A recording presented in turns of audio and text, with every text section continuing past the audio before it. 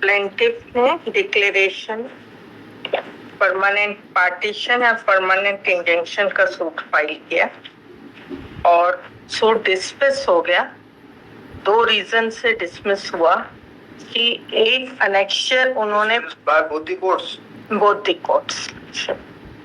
उन्होंने कहा कि जो प्लेंटिफ थे उनके फादर की लैंड थी, उन्होंने अपने जीवन काल में वो लैंड पार्टीशन में मिली थी, जितने उनके हिस्से में मिली थी वो बेच दी है और अपने एक सहमति पत्र अपने भाई को दे दिया था कि ये पार्टीशन में जो भी। Madam, what is the case of the plaintiff, पहले वो बताइए। प्लेंटिफ ने suit property lordship village Bhandarpur का। भैया, what is the case of the plaintiff? Bhandarpur हो या आधार ताल जबलपुर हो, क्या फर्क पड़ता है? डिक्लेरेशन ऑफ 1/2 शेयर का पार्टीशन, पोजेशन और परमानेंट। तो आप बोल दिया पहले ही जी। What is the basis of the suit? जी हाँ, सूट प्रॉपर्टी जो थी वो एक तेजा थे मूल पुरुष, उनके नाम से थी जी। उनका फैमिली लॉर्डशिप मैंने सिनॉप्सिस भी इसमें पहले दावे को देख लिया और उसमें तंतु और समूह 2 बेटे थे तेजा के। जो तंतु है उसकी वाइफ थी हेमाबाई और पुत्री उषाबाई और पुत्र शेर सिंह था। ये तीनों ने सूट फाइल किया तेजा की संपत्ति का 1/2 हिस्से का। जी, मैं कह रहा हूँ what is the basis of the suit? क्या कहते हैं ये कि वादी लोग क्या कहते हैं? वादी लोगों का कहना है कि तेजा की प्रॉपर्टी का इसलिए आधा है, आधा 1/2 हिस्सा और आज तक कोई पार्टीशन नहीं हुआ। वो डिफेंडेंट का क्या कहना है? डिफेंडेंट का कहना है कि जो भी हिस्सा तंतु के हिस्से में आया था उसने बेच चुका है। कितनी ये प्रॉपर्टी जो है तेजा की, वो क्या प्रॉपर्टी थी? तेजा की प्रॉपर्टी है 3 गांव की प्रॉपर्टी है। एक है भंडारपुर का खसरा नंबर 101, रकवा 2.37 हेक्टर। ये फाउंड का होगा भंडारपुर का। और पिंडरई का है खसरा नंबर 18, 1.61 हेक्टर। ये पिंडरई है। और लखाड़ा खसरा नंबर 417, 1.39 हेक्टर। जी। ये अब उसने जो टंटू है उसने कौन सी बेच दी थी? उन्होंने कहा ना डिपेंडेंट ने कि टंटू अपने हिस्से में जो मिला था वो बेच चुका है। हाउ मच प्रॉपर्टी टंटू है सोल्ड? जी हाँ, इसके लिए उन्होंने 3-4 सेल डीड पेश की थी डिफेंडेंट ने। एग्जीक्यूटेड बाय टंटू और सोमू दोनों ने बेची है। टंटू और शंभू दोनों ने बेची है। D1 है 29,397 का। हाँ, इसमें ये लखनवाड़ा की है। नहीं, अभी आप पहले बताइए D1 D2 कितनी है? D1 D5 और D6 और D7 और D8 ये पांचों सेल डीड जो है इन दोनों ने ज्वाइंटली बेची है। एक-दो ज्वाइंटली बेची है, एक बताइए ना। तो मैं उसका लिस्ट बता दे रही हूँ। D1 जो है लखनवाड़ा की है। ज्वाइंट वाली बात बताइए। लखनवाड़ा कोई सा भी बड़ा हो, क्या फर्क पड़ता है? D7 ज्वाइंट बेची है। D7 ज्वाइंट है? जी हाँ, टंटू और शंभू। हाँ जी। 1,570 की सेल डीड। 1,570 है टंटू और शंभू, है ना? हाँ जी हाँ। ये ज्वाइंट है। ये टंटू ने और शंभू ने कितनी बेची? कौन सी जमीन बेची? ये लखनवाड़ा के खसरा नंबर 417 के। कितनी बेची? बेच रखवा सर है एरिया 1 हेक्टर हो, मतलब आउट ऑफ 1.39 1 हेक्टेयर 1 बेची। हेक्टर लखनवाड़ा 1 हेक्टेयर बेच दी इसने, ज्वाइंट सेल की टंटू और शंभू ने 1,570 को। And these D1 D5 D6 D8 ये किस किसने बेची? ये टंटू ने। कहाँ से थी, कौन की प्रॉपर्टी थी बताया? तो ये ज्वाइंट फैमिली की प्रॉपर्टी कौन कौन सी थी? जो प्लेंट के में हमने मांगा है उसी का हम बता सकते हैं, प्लेंट का। नहीं तो कोर्ट ने कंसीडर किया होगा ना।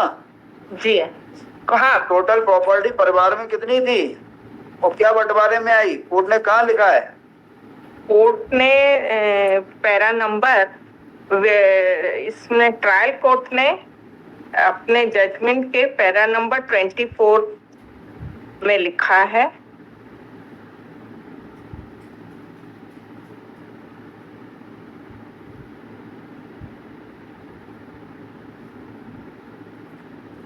और जो प्रॉपर्टी का सेल डिटेल का डिस्क्रिप्शन है पैरा 20 में ट्रायल कोर्ट के।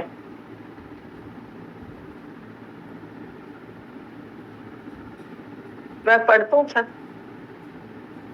आप हमें पूरा रीनंबरिंग पर्चा वगैरह के बारे में बता सकती हैं कि 101 नंबर के हाँ 101 नंबर से कौन कौन सी जमीनें बनी? हाँ वो मैं बता सकती हूँ। What is the substantial portion of law you have framed? मैंने बोला है कि अनेक्शर P9 जो है सहमति पत्र को क्या बंटवारा नामा मानकर संपत्ति का पार्टीशन हो गया है, ये न्यायालय ने ट्रायल कोर्ट ने जो फाइंडिंग दी है वो सही है कि नहीं, इस बारे में मैं अपना सब्सटेंशियल क्वेश्चन ऑफ लॉ बता। Whether the consent letter Exhibit D9 can be considered as a document for partition? क्यों नहीं हो सकता? जब आप बेच रहे हो धनाधन अपने नाम से प्रॉपर्टियां बेच रहे हो, आपने बोल दिया कि ये जो टंटू ने जमीनें बेची है इसका इस जमीन से कोई संबंध नहीं। कोई संबंध नहीं। अब आप पढ़ लीजिए पैराग्राफ 20, पूरा संबंध है।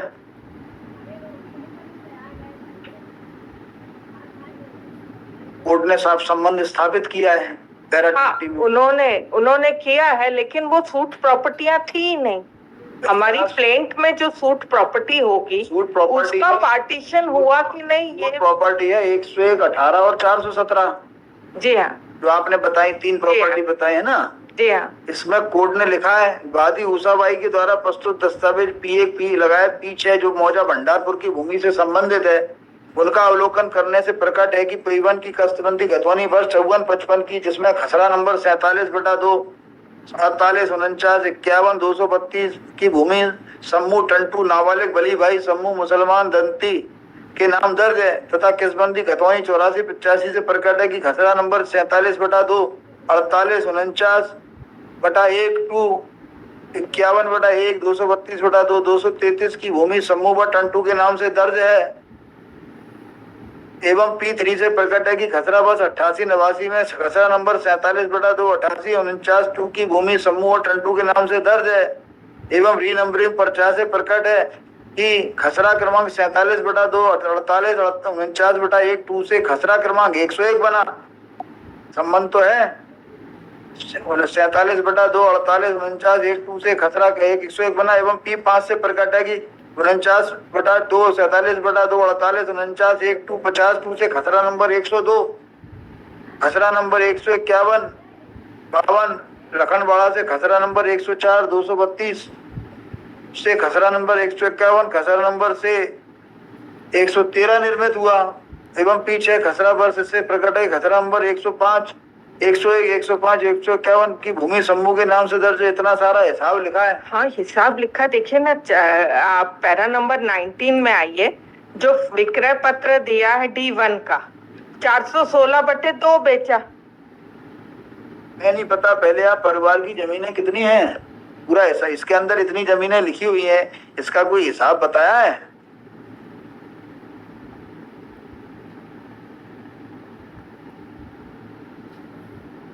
वो आपने तो कोर्ट में मुकदमा डाल दिया, हिसाब कोई और थोड़ी लगाएगा। सर इसके ओल्ड खसरे और वो मैंने पूरा जो कोर्ट ने फाइंडिंग दिया उसी पे ये लिस्ट मैंने बनाया है के अनुसार। कोर्ट की फाइंडिंग अकेले से काम नहीं चलेगा, आपको तो सारे खसरे वसरे देखने के बाद ही बताना पड़ेगा। मैं इससे काम नहीं चलेगा, कोर्ट का कंसीडरेशन है। जो सेल डीड के बारे में कोर्ट लिख रही है कि इसके बेसिस पर पार्टीशन हो चुका है, वो सूट प्रॉपर्टी नहीं है। यदि तो प्लेन में जो सूट प्रॉपर्टी है उसी को मान के चलेंगे ना सर। जो हमने क्लेम की है प्लेंट आप देखेंगे इसमें।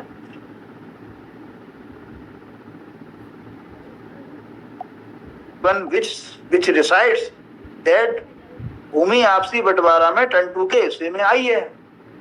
While executing the sale deed, you yourself is mentioning that this property has come in my share in the partition affected in the family। तो क्यों नहीं माना जाए कि बंटवारा हुआ? और ये सेल डीड 1970 की है।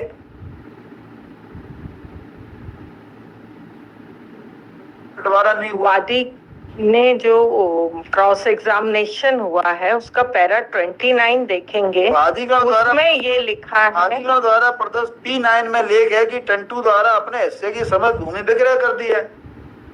अब P9 क्या है जरा देख लेते हैं। अब आप कह रहे हो मैं तो कागज नहीं देखूंगी तो कैसे काम चलेगा?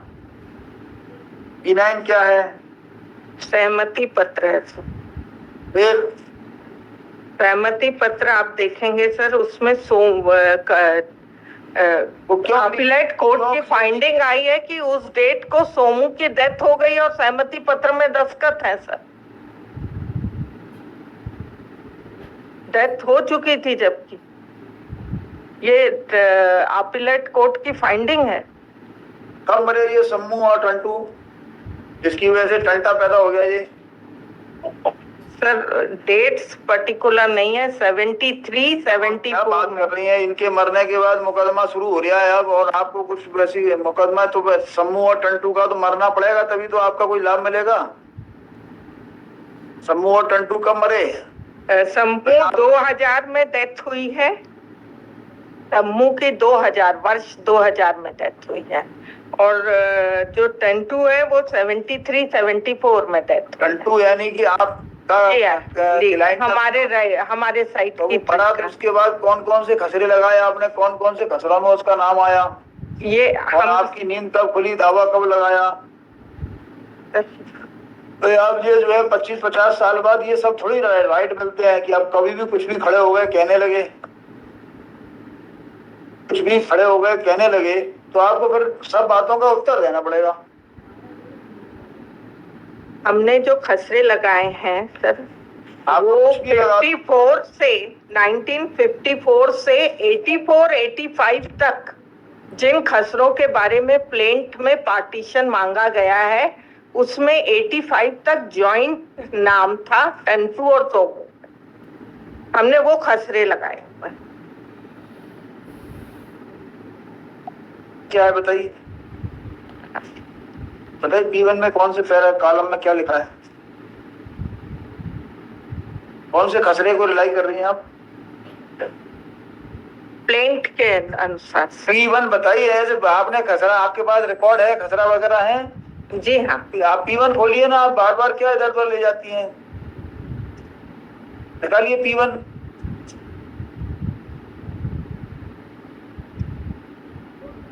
P1 P2 P3 P4 सब है आप पे या नहीं है? जी है। उससे बहस करिए, बताइए।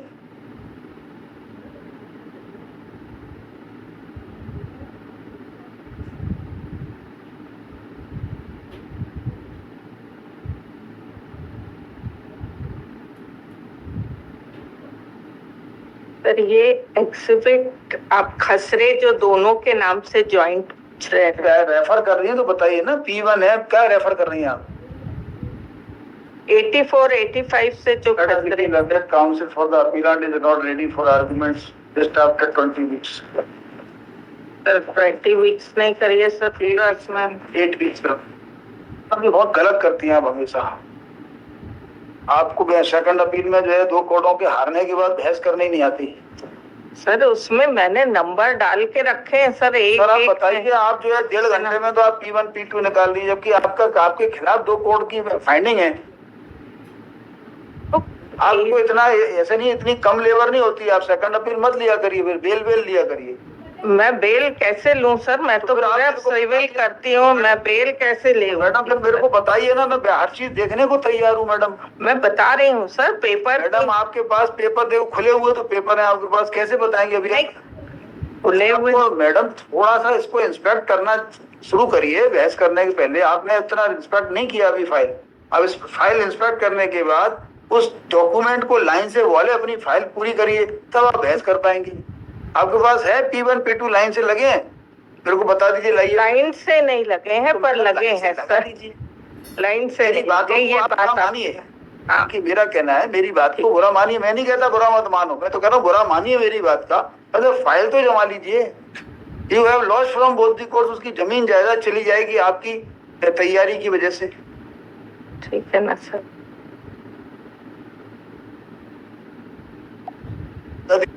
आपकी फाइल ही यदि अरेंज नहीं है, if your second appeal file is not arrange, how can you argue? You can waste time of the court but you can not argue. आपकी फाइल यदि जमीन है तो कभी आप बहस नहीं कर सकते।